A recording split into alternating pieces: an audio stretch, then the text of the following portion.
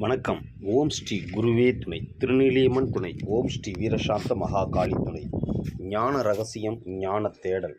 மற்ற கிரகங்கள் குருவை தொடும்போது எந்த கிரகம் குருவை தொடப்போகிறதோ அந்த கிரகம் ராகுவின் கர்ம பதிவை வாங்கி கொள்ளும்.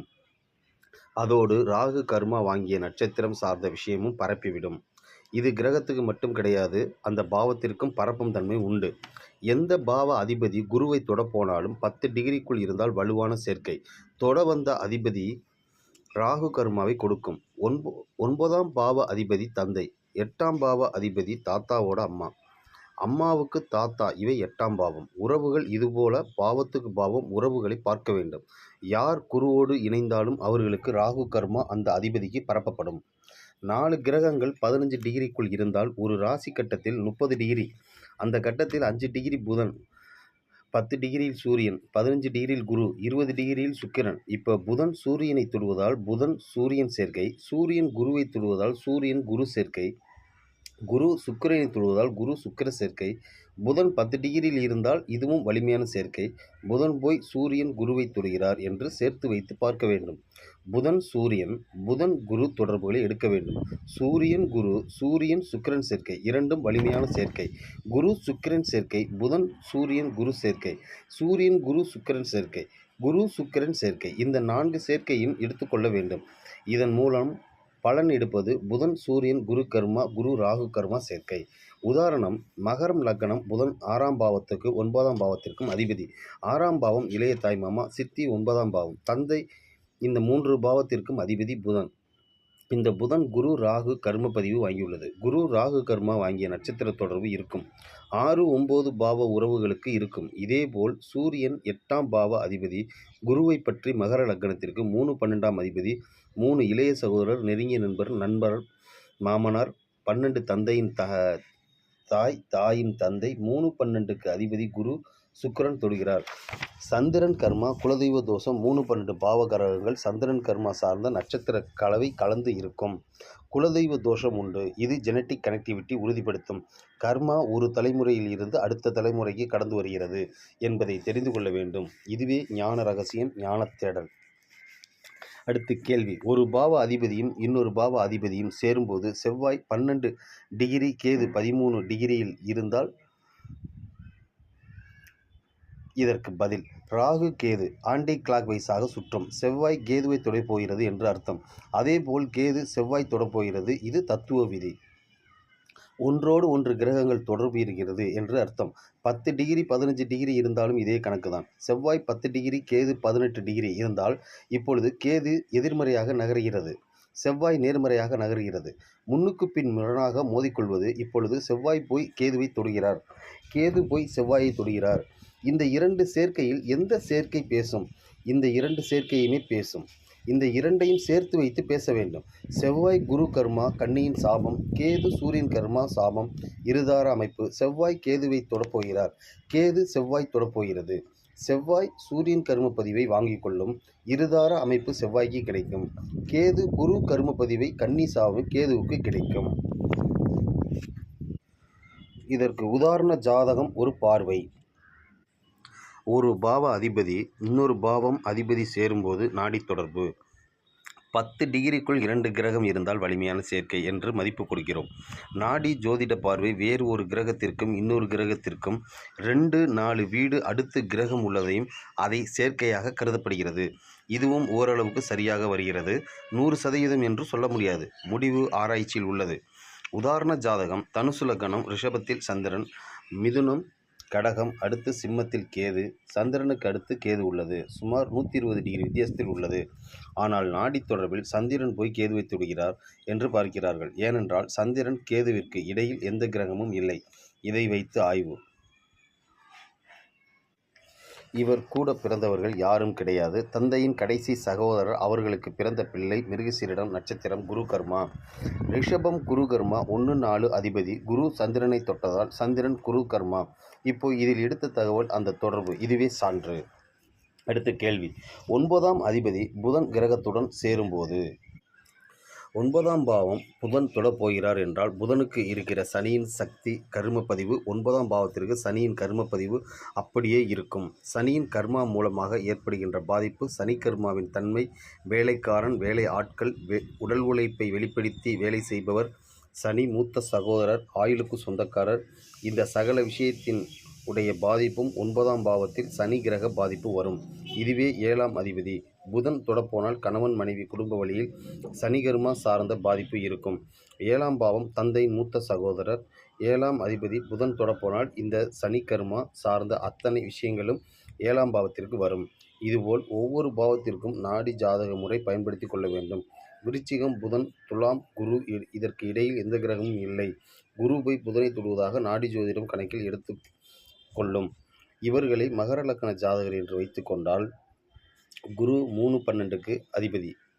துலாம் வீட்டுக்கு சந்திரன் கர்மப்பதிவு அல்லது குலதெய்வ தோஷம், இதோட தாக்கம் குருவுக்கு இருக்கும். குரு போய் புதனை தொடுகிறார். புதன் பெற்ற சனி கர்மப்பதிவு குருவுக்கு வந்து சேரும். 3ஆம் பாவம் இளைய சகோதரர், மாமனார், நெருங்கிய நண்பர்கள், அக்கம்பக்கத்து வீட்டுக்காரர்கள். 12ஆம் பாவம் தாயோடு தந்தை, தந்தையும் தாய். இப்போ இவர்களுக்கு துலாம் வீட்டில் சந்திரன் கர்மாவும் சனி கர்மப்பதிவும் 3-12 பாவகாரகத்திற்கு கொடுக்கும். அடுத்து கேள்வி, தொழில் ஸ்தானம். இதற்கு பதில், 10ஆம் பாவத்தை வைத்து எந்த தொழில் சிறப்பாக அமையும்? என்ன மாதிரி தொழில் கொடுப்பனை இருக்கிறது? 10ஆம் பாவ அதிபதி நிலையை வைத்து பார்க்க வேண்டும்.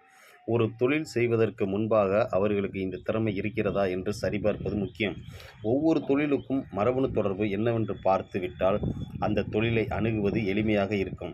உதாரணம், மேஷம், ரிஷபம், சிம்மம் இந்த 3 லக்னத்தை சேர்ந்தவர்கள் இயல்பிலேயே ஆசிரியர் துறை கற்றுக் கொடுக்கும் ஆற்றல் இவர்களுக்கு சாதாரணமாக இருப்பவர்களை விட அந்த நிலைப்பாடு இவர்களுக்கு அதிகம்.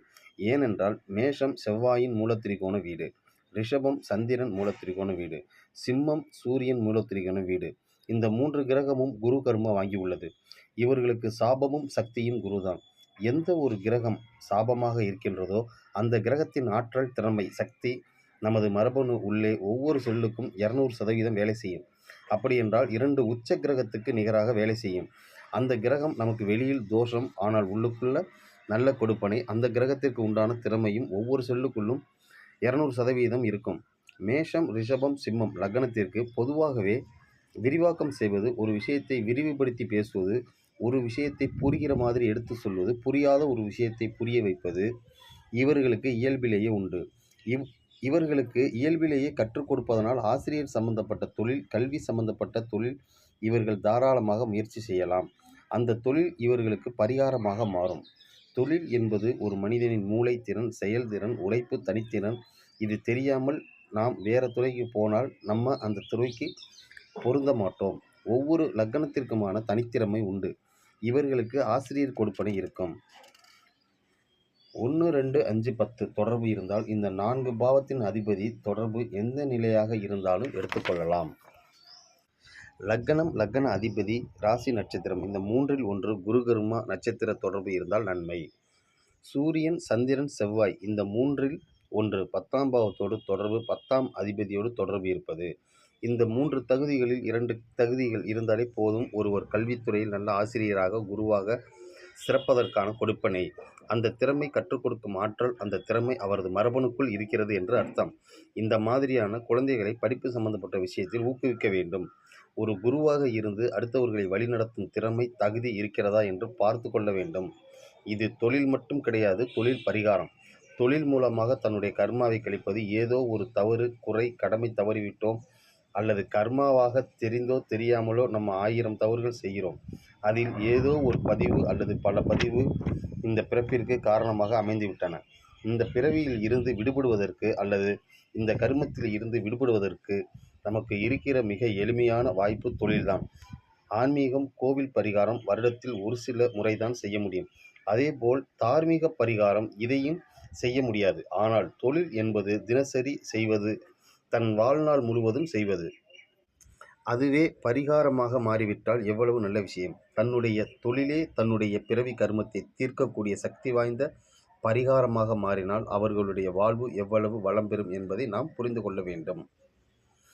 அடுத்த கேள்வி, 10ஆம் பாவம் சார்ந்து பொதுவான ஆலோசனை. பதில், 10ஆம் பாவத்தில் வேறு பாவ அதிபதி சென்று அமர்ந்தால், லக்ன அதிபதி 2ஆம் அதிபதி வேறு வீட்டு அதிபதியுடன் சென்று அமர்ந்தால், அந்த 10ஆம் பாவத்தை இயக்குவதன் மூலம் 10ஆம் பாவ அதிபதி 10ஆம் பாவத்தில் இருக்கிறதோ அந்த பாவமும் சேர்ந்து இயங்கிவிடும். 10ஆம் பாவம் சம்பந்தப்பட்ட தொழில் செய்வதன் மூலமாக, ஏதாவது காரியத்தில் ஈடுபடுவதன் மூலமாக 10ஆம் பாவத்தில் உள்ள கிரகமும் அந்த வீடும் இயங்கிவிடும். 10ஆம் அதிபதி 7ஆம் வீட்டில் இருப்பதற்கும் 7ஆம் அதிபதி 10ஆம் வீட்டில் இருப்பதற்கும் நிறைய வித்தியாசம் உள்ளது. 10ஆம் அதிபதி 7ஆம் வீட்டில் இருந்தால் திருமணத்தின் மூலமாக, பங்குதாரர் மூலமாக, கணவன் மனைவி மூலமாக, அம்மாவோட அம்மா மூலமாக, வெகுஜன தொடர்பு மூலமாக தொழில் விருத்தி அடைவதை பார்த்தோம். அதேபோல் 7ஆம் அதிபதி 10ஆம் வீட்டில் இருந்தால் தொழில் வட்டாரம் மூலமாக திருமணம் அமையும். தொழில் மூலமாக விளம்பரம் கிடைக்கும். வேறு எந்த பாவ அதிபதி 10ஆம் வீட்டில் இருக்கிறதோ தொழில் செய்ய ஆரம்பித்தவுடன் அந்த வீட்டில் இருக்கும் கிரகம் அது சார்ந்த பாவம் இயங்கிவிடும். 6ஆம் அதிபதி 10ஆம் வீட்டில் அமர்ந்தால் 6ஆம் பாவம் தன்மை, போட்டி, பரீட்சை, பொறாமை, விரோதம், கடன், தடை, வம்பு, வழக்கு, சவால்கள், வெற்றி, ஆரோக்கிய கோளாறுகள் இவ்வளவு காரகத்தையும் அடக்கியது 6ஆம் பாவம். அவர் போய் 10ஆம் பாவத்தில் அமர்ந்தால் தொழில் வாழ்க்கை ஆரம்பிக்கும் போது இவர்களுடைய 6ஆம் பாவ காரகம் இயங்கிவிடும். அதனால் விருத்தியடைய ஆரம்பிக்கும். எப்பொழுதெல்லாம் தொழில் சம்பந்தப்பட்ட வேலையை செய்து கொண்டு இருக்கிறாரோ அப்பொழுது 6ஆம் பாவ காரகத்துவமான போட்டி இயங்கிவிடும். இது சார்ந்த நல்லது கெட்டது இரண்டும் ஆரம்பமாகும். ஒருவருக்கு கடன், ஒருவருக்கு ஆரோக்கிய கோளாறு. இப்போ 6ஆம் பாவமும் செயல்படும். 8ஆம் அதிபதி 10ஆம் பாவத்தில் இருந்தால் 8ஆம் பாவம் தன்மை விபத்து, பயம், தடையாக இருக்கலாம். அசிங்கம், அவமானம் இது கெடுதல். 8ஆம் பாவ நன்மை அமானுஷ்ய தொடர்பு, அமானுஷ்ய மனிதர்கள், அமானுஷ்ய தேடல், ஆன்மீக தேடல், அசாதாரணமாக நடக்கக்கூடிய நிகழ்வுகள், அதன் தொடர்பு, தொழில் வாழ்க்கை என்று ஆரம்பித்தவுடன் 10ஆம் பாவம் இயக்கம் மூலம் 8ஆம் பாவம் இயங்கிவிடும். அப்பொழுதுதான் அது விருத்தியடையும். 4ஆம் அதிபதி 10ஆம் பாவத்தில் இருந்தால் தொழில் செய்த பிறகு இயங்கிவிடும். 4ஆம் பாவம் தன்மை கல்வி, வித்தை, சொத்து, தொழில் ஆரம்பித்தவுடன் 4ஆம் பாவ காரகம் விருத்தியடையும். 10ஆம் பாவத்தில் 3ஆம் அதிபதி இருந்தால் தொழில் செய்தவுடன் 3ஆம் பாவம் இயங்கும். 3ஆம் பாவம் தன்மை தகவல் தொடர்பு, தைரியம், வீரம், ரோஷம். இவ்வளவு நாளாக அமைதியாக இருந்தவர்கள் தொழில் தொட்டவுடன் அவர்களுக்கு வருகிற தைரியம் அபாரமாக இருக்கும். ஒரு கெத்து வந்தது போல் மனநிலை இருக்கும். 4ஆம் அதிபதி 10ஆம் பாவத்தில் அமர்ந்தால் 4ஆம் அதிபதி 10ஆம் பாவத்தில் யாருக்கு அமர்ந்து இருக்கிறதோ அவர்கள் தொழில் பாவம் தொட்டவுடன் இடம் மாற்றம் அதிகமாக வந்து கொண்டே இருப்பது, வீடு சார்ந்த விஷயத்தில் சொந்த வீட்டை விட்டு வாடகை வீடு போகிறது, அதிகமாக வாடகை வீட்டுக்கு மாறுவது, வீடு விற்பனை செய்வது, புதிய வீடு வாங்குவது, பொது சொத்துக்களை வாங்குவது, தொழிலுக்கு போகும்போது பூர்வீக சொத்து விற்காமல் இருப்பார்கள். ஆனால் வீடு சார்ந்த விஷயத்தில் மாறுவது, வாகனம் அடிக்கடி மாற்றுவது, 4ஆம் பாவத்தில் அடிக்கடி தன்னை ஈடுபடுத்திக் கொள்வது இது அவர்களுக்கே தெரியாமல் நடக்கும். அவர்கள் தொழில் பாவத்தை இயக்கும் போது நடக்கும். 10ஆம் பாவத்தில் 5ஆம் பாவ அதிபதி இருந்தால் தொழில் ஆரம்பித்தவுடன் தன்னுடைய தனித்திறமை இயங்கும். விளையாட்டு, ஆன்மீகம், ஆராய்ச்சி, மலை ஏறுவது, நீச்சல் பயிற்சியில் ஆர்வம் இது சம்பந்தப்பட்ட விஷயம் அதிகமாக நடப்பது. 12ஆம் அதிபதி 10ஆம் பாவத்தில் இருப்பது தொழில் தொட்டவுடன் விரயம் ஆரம்பமாவது, மருத்துவ செலவு, வெளிநாட்டில் செட்டில் ஆகணும் என்கிற எண்ணம், குடும்பத்தை விட்டு தனியாக வாழ வேண்டும் என்கிற உத்வேகம், தூண்டுதல் இருந்து கொண்டே இருப்பது, துறவு மனநிலை, விரக்தி மனநிலை. தொழில் ஆரம்பித்தவுடன் அதிலிருந்து இந்த மனநிலை வந்துவிடும். 9ஆம் அதிபதி 10ஆம் வீட்டில் இருந்தால் தொழில் ஆரம்பித்தவுடன் தொலைதூர பிரயாணம் விருப்பம், உயர்கல்வி பயில விருப்பம், ஆன்மீகம், திருப்பணி சார்ந்த விருப்பம், கோவில் குளம் போக விருப்பம், புனித யாத்திரை செய்ய விருப்பம், 9ஆம் பாவம் சார்ந்த ஆர்வம் இயங்கிவிடும். 10ஆம் பாவத்தில் லக்ன அதிபதி இருந்தால் லக்னம் என்பது தன் நிலை, தன் மனோநிலை வளர்ப்பது, தன்னம்பிக்கையை வளர்ப்பது, நம்ம வாழ்க்கையை வாழ ஆரம்பிப்பது, நமக்கு பிடித்த செயல்களை செய்ய ஆரம்பிப்பது, நம்ம சுதந்திரமாக இயங்குவது, நம்ம சுயத்தை தேடுவது, நம்மளை பற்றி சுய சிந்தனை தேடுவது, தொழில் வாழ்க்கை இறங்கி விட்டால் லக்னாதிபதி இயங்க ஆரம்பித்துவிடும். 10ஆம் அதிபதி 10ஆம் வீட்டில் இருந்தால் தொழில் செய்தவிடம் 10ஆம் பாவம் இயங்கிவிடும். அடுத்த கேள்வி, லக்ன அதிபதி 10ஆம் பாவத்தில் இருந்தால் தொழில் ஆரம்பித்தவுடன் தான் தன்னை பற்றி யோசிப்பார். தன்னுடைய சக்தி முழு சக்தியாக மாறிவிடும். தன்னுடைய சுயத்தை பற்றி தேட ஆரம்பிப்பார். தன்னுடைய வெளித்தோற்றம் அப்பதான் வளர்க்கவே ஆரம்பிப்பார்.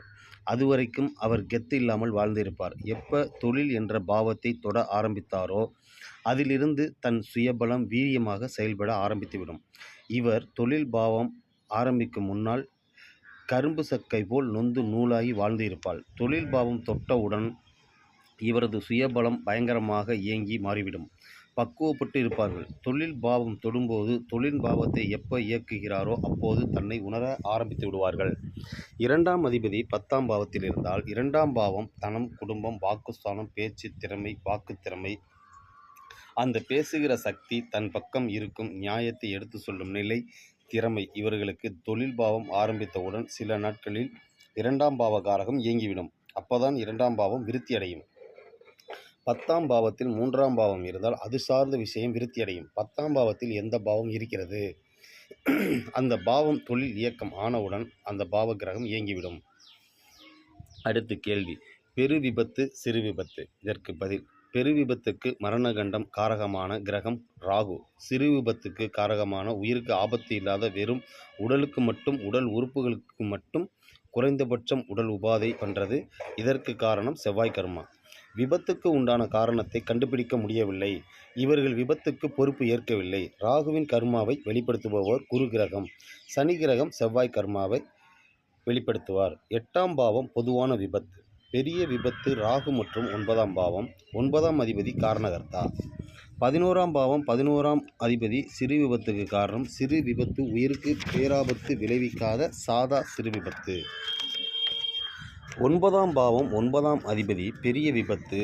விபத்து ஆகி உடனே சரியாவது, ஒரு சில நாளில் சரியாவது, யமன் வாய்க்கு போய் ஒரு சில நாட்களில் சரியாவது, நீண்ட நாட்கள் பாதிப்பு அடையாமல் உடனே சரியாவது, வெகு விரைவிலேயே தன்னுடைய இயல்பு நிலைக்கு திரும்புவது, சில நாட்கள் ஒரு வாரத்தில் விபத்தினால் உடனே மீள்பவர்கள் 9ஆம் பாவம் 9ஆம் அதிபதி.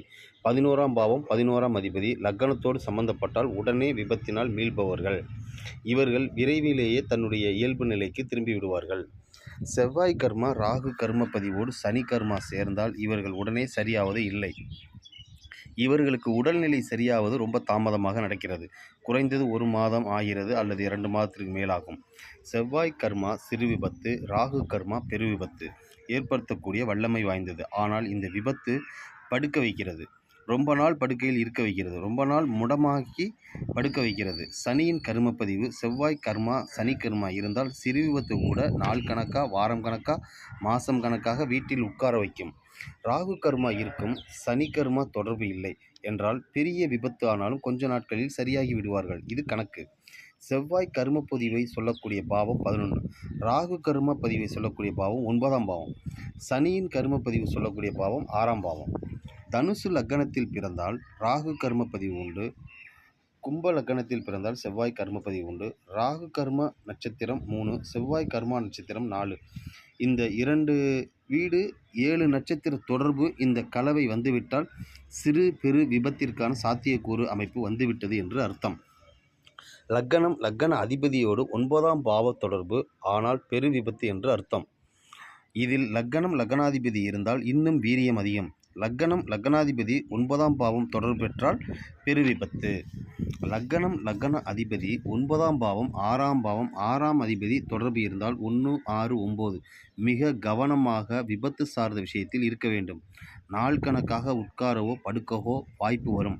ஒருவர் கும்ப லக்னம் அல்லது ராசி லக்னம் அதிபதி இதில் செவ்வாய் கர்மா நட்சத்திர கலவை இருந்தால் சிறு விபத்துக்கான அமைப்பு இருக்கிறது.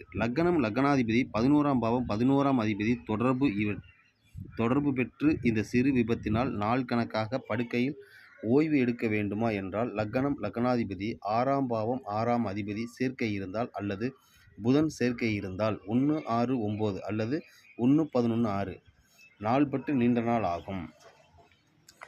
அடுத்த கேள்வி, மேஷம் வீட்டில் மற்ற பாவ அதிபதி இருந்தால். இதற்கு பதில், மேஷம் வீடு செயல்படாத பாவம். அப்படி செயல்பட்டாலும் ஜாதகருக்கு பலன் ஆதாயம் தராது. ஆனால் ஜாதகர் மூலம் அடுத்தவர்களுக்கு பலன்கள் ஆதாயம் தரும்.